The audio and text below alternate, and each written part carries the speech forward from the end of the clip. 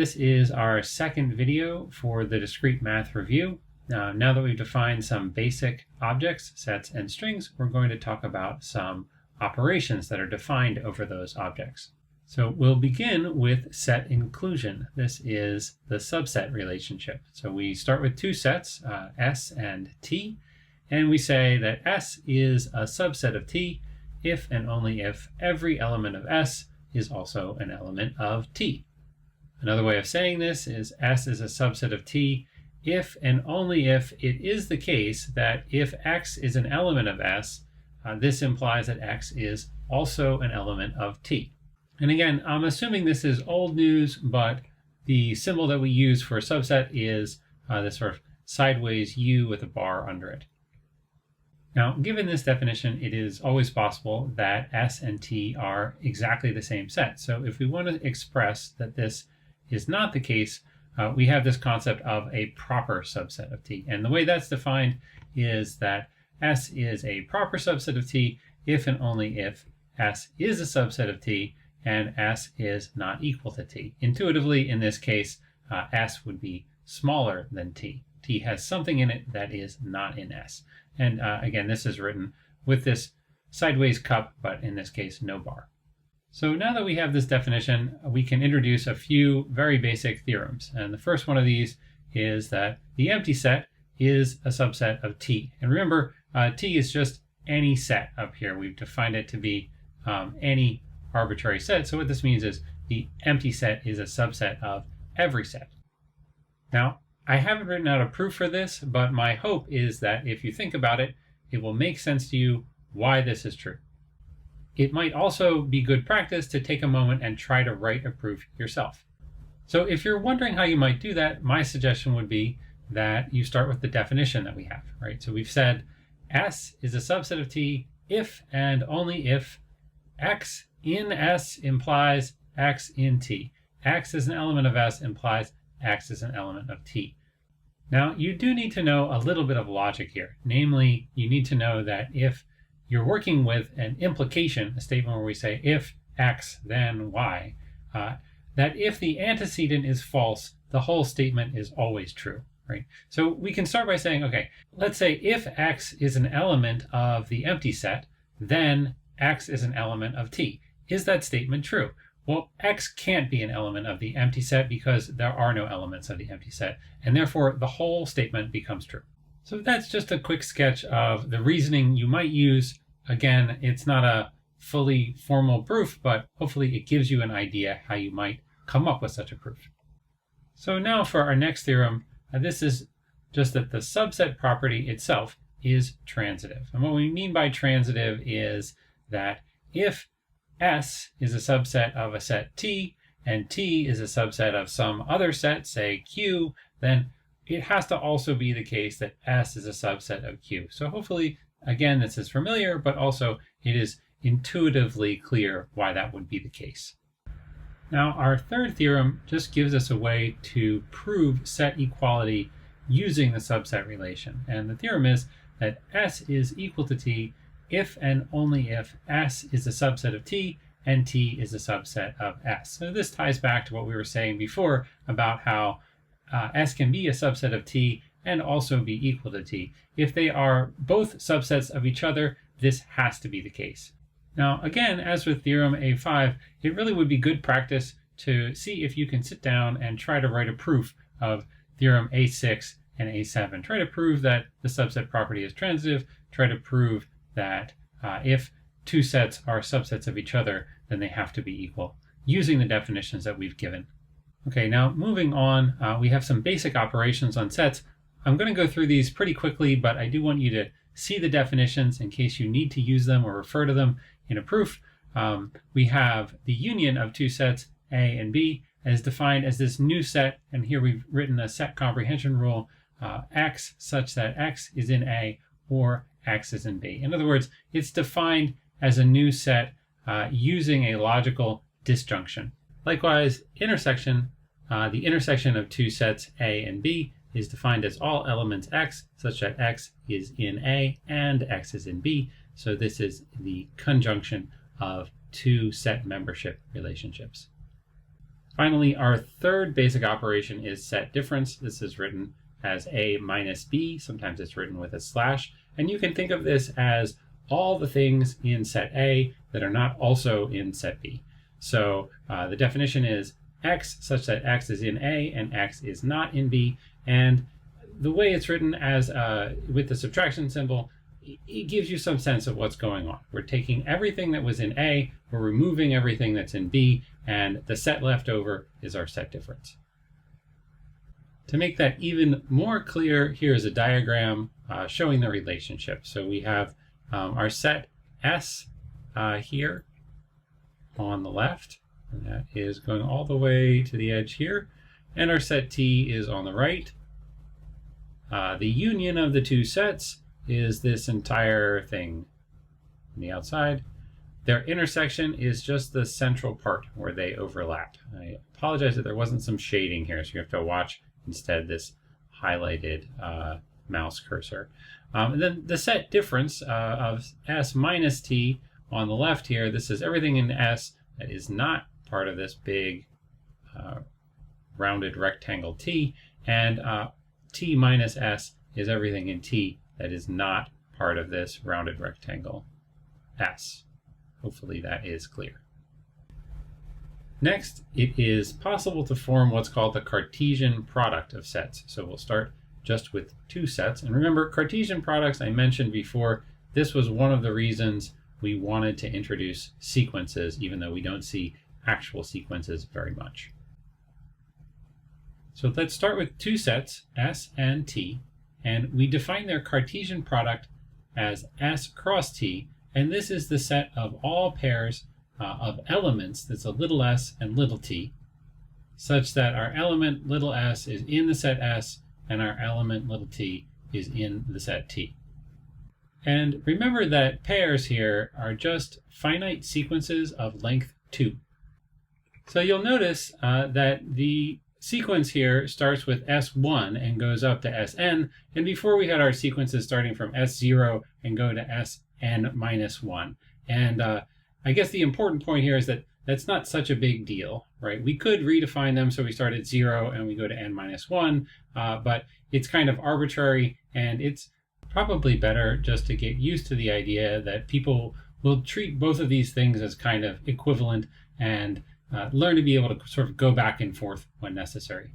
Now, if it happens that all of the sets in the product are actually the same set, so our S1, S2, etc. are all just the same thing, then we can use the notation s to the power of n, or s to the n, to talk about the entire product.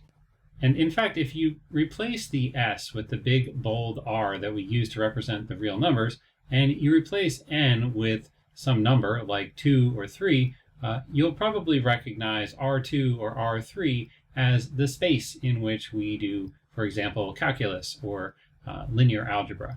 So even if you're not used to thinking about Cartesian products in the abstract, you probably have worked with the Cartesian plane, and the elements in the Cartesian product are just the coordinates in that plane. And there's an interpretation that you probably have also seen before in which the n, that power n, is interpreted as the number of dimensions that you're working in.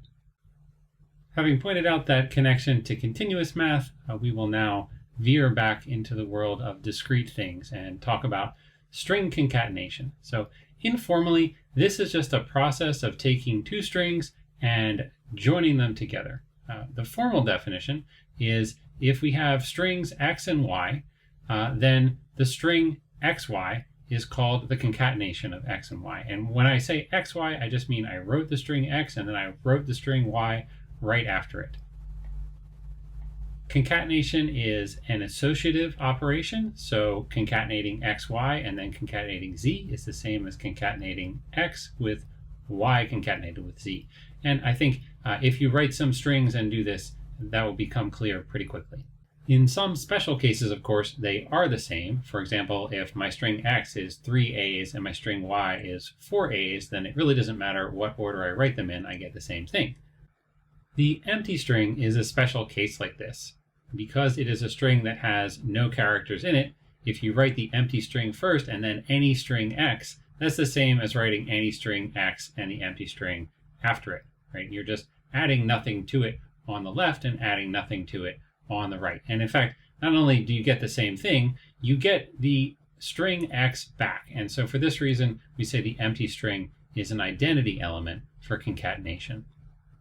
So you may remember that we defined a concept of string length, so it would be a natural thing to ask how concatenation affects string length. And it affects it in a pretty intuitive way, right? The length of the concatenated string x, y is equal to the length of x plus the length of y. And this is just as you would expect. Finally, just to introduce a convenient piece of notation, you can write a to the nth power to indicate a string of a's that has length n. So for example, a to the fifth, or a to the 5, is equal to a, 5 a's in a row. And by this definition, a to the 0 should give us a string of a's of length 0, but we know there's only one string of length 0, and that is the empty string. So a to the 0 is equal to the empty string, and any string to the 0 power is going to be equal to the empty string. Finally, it's trivial to verify that as long as the base character is the same, this form of exponentiation has the properties that you expect from exponentiation, in that a to the m concatenated with a to the n is equal to a to the m plus n for all m and n greater than or equal to 0. Maybe it's worth adding too, for completeness, that there are no negative exponents in the world of string concatenation. There is no notion of an inverse of concatenation or a sort of negative string. If you are working exclusively with sets of strings, we can define an operation called set concatenation. And the way this is defined is if A and B are sets and all of the elements of A and B are strings, we can write their concatenation as all x, y, such that x is in A and y is in B. And x, y here is a concatenation of these two elements, x and y. This operation is a little bit like the Cartesian product in that we take all possible combinations. So when you form a set concatenation, you form all the strings that can be obtained this way.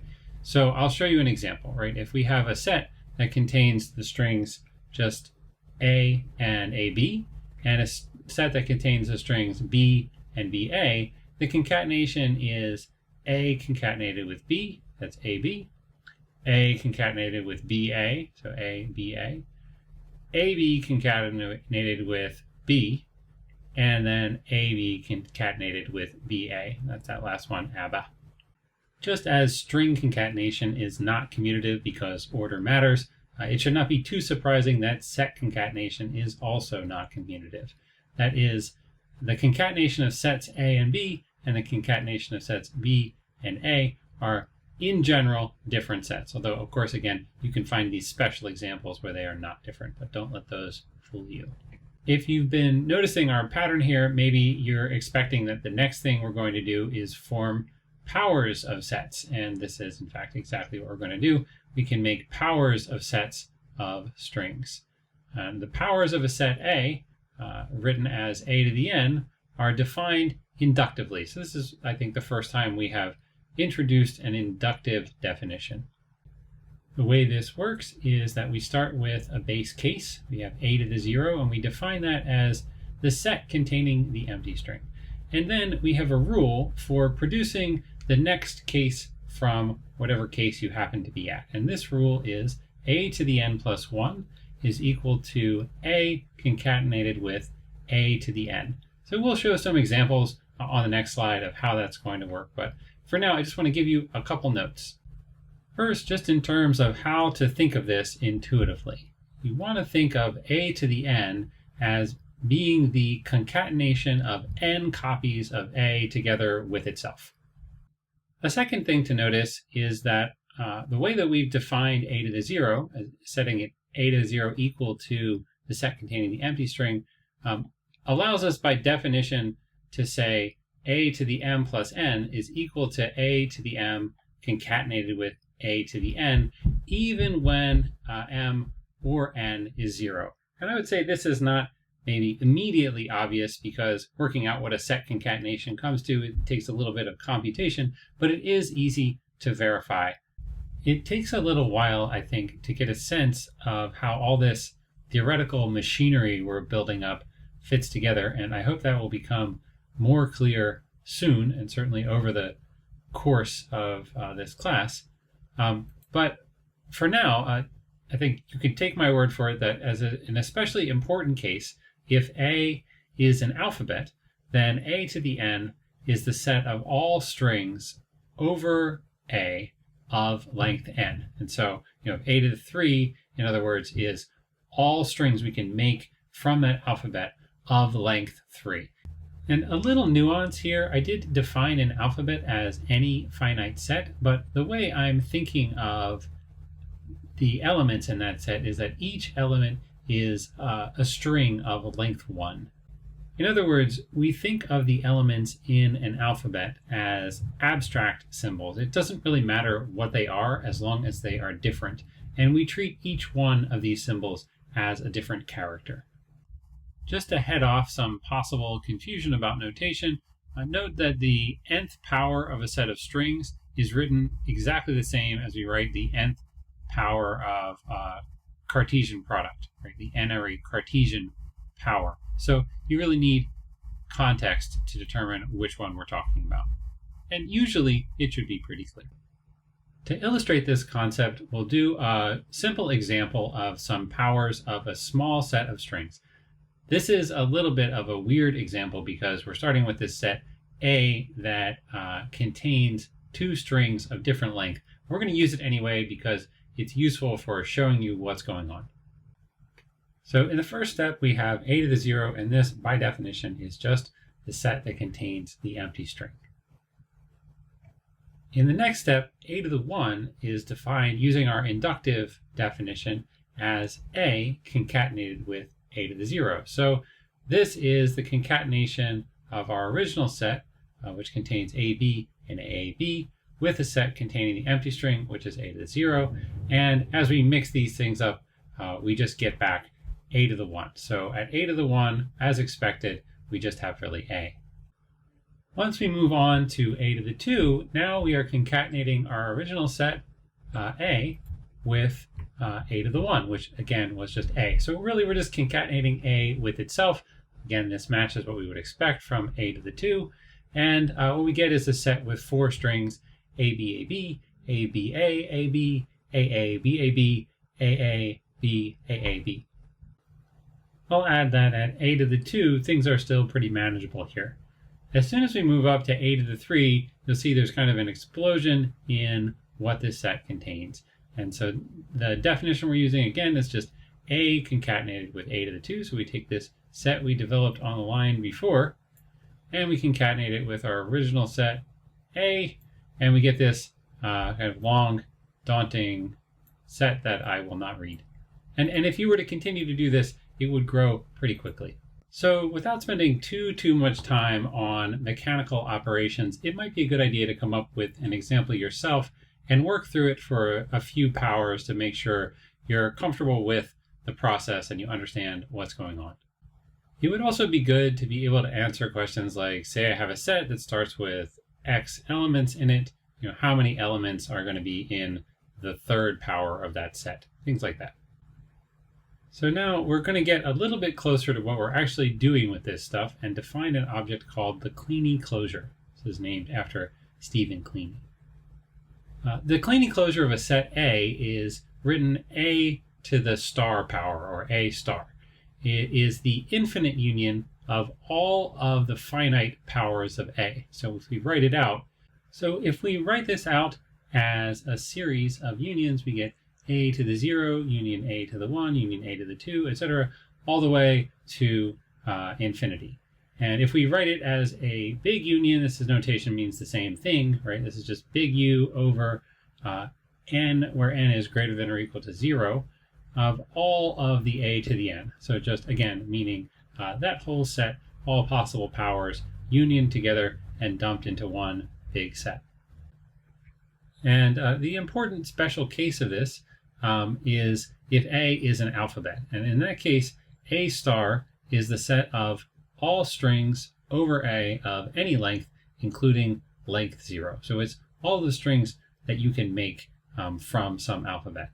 The Kleene closure gives us a kind of concept of an entire universe. And now that we have a universe, we can talk about what it means to define a complement of a set, right? So a complement here.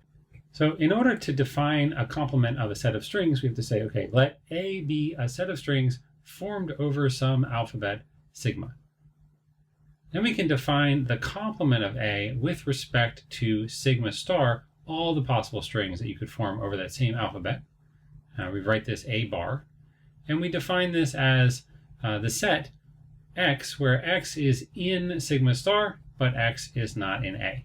So you probably have already encountered the idea of a complement, and you know that when you talk about a complement, you have to say or imply some universe that you're taking the complement with respect to. And when we're talking about sets of strings, generally that universe is sigma star. Sometimes when we want to make this really clear, we can actually write it as sigma star minus A using that set difference notation to emphasize that sigma star is the universe and the complement we're talking about is the complement with respect to that universe. Now, in some cases, it's useful to also define another kind of closure that's very similar to the Kleene closure, but does not contain the empty string. And so this is written as Kleene plus, or A to the plus power, or A plus. And it is the infinite union of all non-zero powers of A. So very, very similar to the Kleene closure, but we leave out n equals 0, or another way of thinking of it is we concatenate the set A with the Kleene closure of A. So now to close out this section on operations on sets and strings, we'll talk about just a few of the basic properties of these operations. Set union, set intersection, and set concatenation are associative. This is pretty straightforward. I'm just writing it out so you have a list. Set union and set intersection are commutative. Right? So A union B is the same as B union A. A intersect B is the same as B intersect A. And as we discussed, set concatenation is not commutative. The operations union and set concatenation both have identity elements, and the empty set is the identity element for union. What that means is any set A union with the empty set is the same as the empty set union with A is the same as the original set A. The set containing the empty string works in a similar way as the identity for set concatenation, in that the set containing the empty string concatenated with A is equal to A concatenated with the set containing the empty string is equal to the original set A. This is something that you can work out and verify for yourself using the definition of set concatenation. An important thing to note, though, is that concatenation of the empty set with any set gives you the empty set. It sort of obliterates sets when you concatenate with it. And the way we express this is A concatenated with the empty set, or the empty set concatenated with A gives you the empty set. To understand this, you really have to look at the definition of what concatenation of sets means, and that when we say we're going to take all the elements in one set and concatenate them with all the elements of another set, if one of those sets is empty, it means we're taking all of 0 elements, and so we end up with nothing. Distributive properties tend to be a little bit more interesting in that they tell you something about the interaction between two different operations. Set union and intersection, for example, distribute over each other, and this is something you have likely encountered before. We write it as A union B intersect C can be distributed out to A union B intersect A union C. And as you can see on the line below, if you reverse all the intersection and union symbols, the statement still holds. Now, I'm just asserting these properties here without proof, but it's certainly possible to prove them, and this is something that should be within your grasp. So if you wanted to think about how you would get started, remember that we said one way of forming a new set is by operations on old sets, and an implication of that is that this whole thing on the left side is a big set, and same with this whole thing on the right side. So we're trying to prove this property. One way to look at it is say we're proving the equality of two sets. Well, how do we prove equality of two sets? Usually there's a number of options, but one thing you can do is try to prove that they're subsets of each other, right? And then look through the definition of a subset to try to understand how you might make that argument. So on to the next distributive property that we're discussing. Set concatenation distributes over union. The way we write that is A concatenated with B union C is equal to A concatenated with B union A concatenated with C. And this works in both directions. So it's also the case that if we have A union B concatenated with C, we can distribute that C through and get A concatenated with C union B concatenated with C. Now, since concatenation is not commutative, remember, we do have to make sure that we don't accidentally transpose anything. If C is being concatenated from the right, it has to remain on the right. So even though concatenation distributes over union, it does not distribute over intersection. And to see this, we can take a look at a little example. If we have A equal to the set A, comma AB, and B equal to the set just containing the character B, and C equal to the set just containing the empty string, then if we take the concatenation of A with B intersect C, what we get is A concatenated with the empty set. And this is because B and C have nothing in common. B just has the element B in it, and C just has the empty string. So when they are intersected, they get nothing. We get the empty set. A concatenated then with the empty set gives us the empty set. However, if I imagine I can take this set A and distribute it through, so I get A concatenated with B intersect A concatenated with C, and it's easy to see here that A concatenated with B is just going to add a B to the end of everything in A, so we get AB, comma, ABB. Whereas A concatenated with C, well, C is the set containing the empty string, so that's just going to give us back A.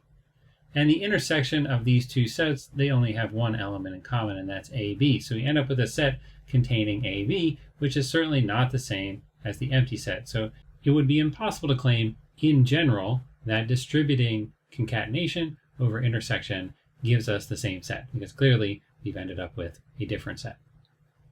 So finally, I just want to list a few other useful identities that are nice to keep in mind if you're trying to figure out which sets are equal to which other sets.